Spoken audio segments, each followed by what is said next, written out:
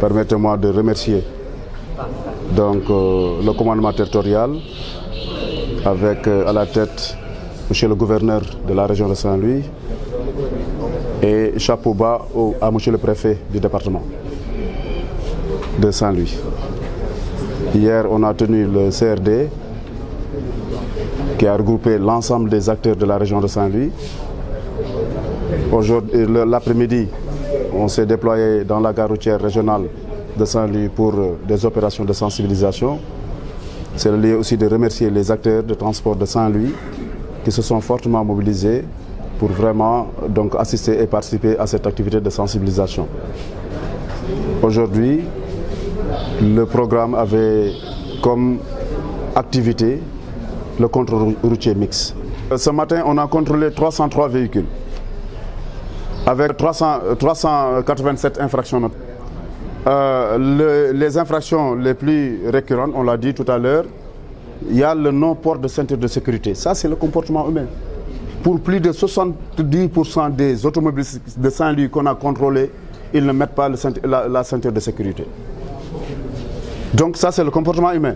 Donc dans nos messages de sensibilisation, on va s'appesantir effectivement sur ce fait-là aussi. Parce que c'est ce qu'on appelle des facteurs aggravants d'accidents de la route. Nous avons aussi des défauts de licence de transport. Des véhicules de transport de personnes qui ont une licence interurbaine et qui s'adonnent à l'activité en transport urbain, en violation effectivement de la loi d'orientation, en violation du code de la route. Un véhicule qui veut faire de l'interurbain, ça veut dire de transporter les gens de localité en localité, doit avoir une licence interurbaine qui est de couleur rouge.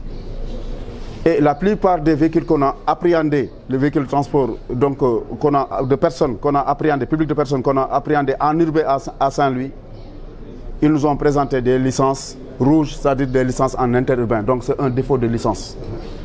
On les invite à se régulariser, aller voir les services de l'État compétents, en l'occurrence la direction des transports terrestres, la direction des transports routiers, pour régulariser, donc changer ces licences-là s'ils veulent exploiter en urbain.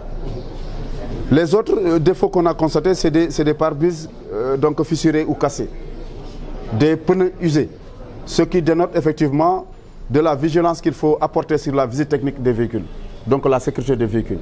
Ça, c'est à double niveau, la responsabilité de l'État sur ce point, mais aussi la responsabilité du propriétaire du véhicule qui doit faire l'entretien préventif de son véhicule avant le rendez-vous annuel ou en tout cas semestriel pour présenter le véhicule en inspection ou en visite technique.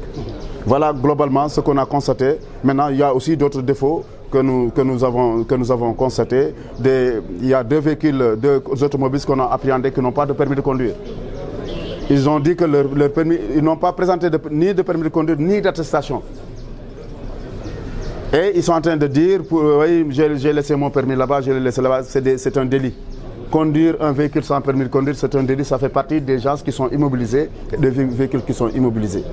Donc c'est de par ces contrôles-là qu'on constate effectivement le comportement, le laisser-aller, ou bien en tout cas la négligence que peut avoir l'usager, ou bien le système globalement. Et là, donc avec ce qu'on a enclenché, ça peut nous permettre effectivement de mettre en place une stratégie efficace de lutte contre l'insécurité routière qui va s'appuyer sur tous les piliers.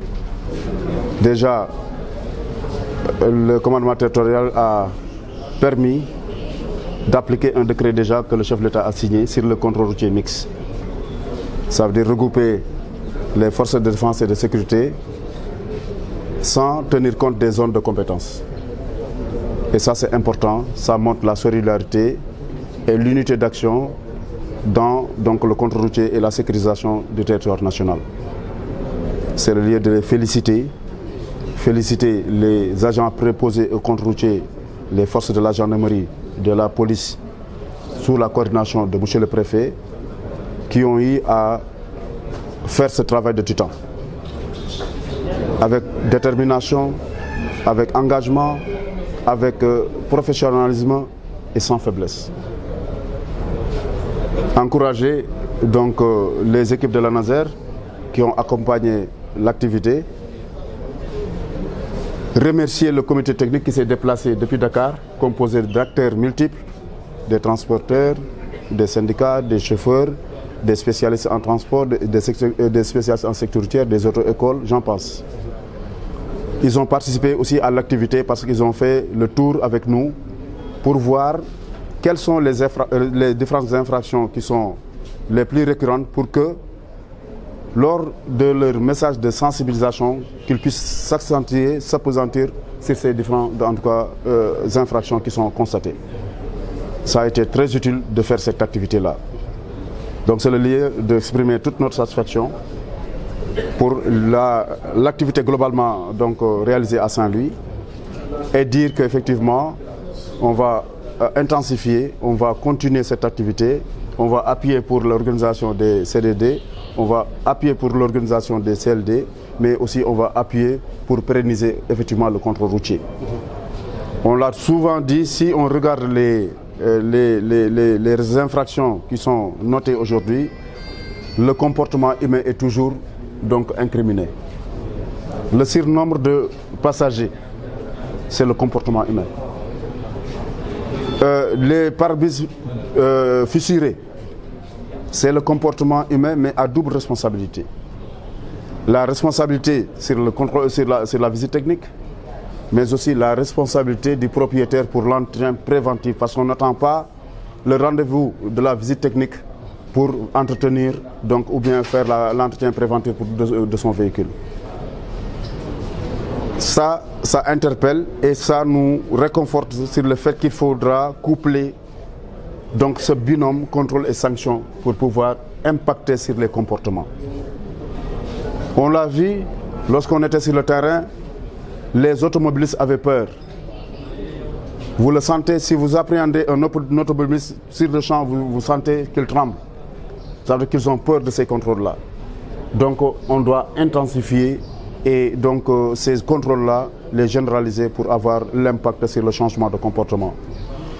En tout cas, par ma voix, monsieur le préfet, recevez les remerciements et les félicitations de monsieur le ministre Mansour Faye, ministre des Infrastructures, des Transports terrestres et des Enclavements, parce qu'il suit l'opération minute par minute, heure par heure. Il reçoit tout le temps les comptes rendus de ce que nous sommes en train de faire.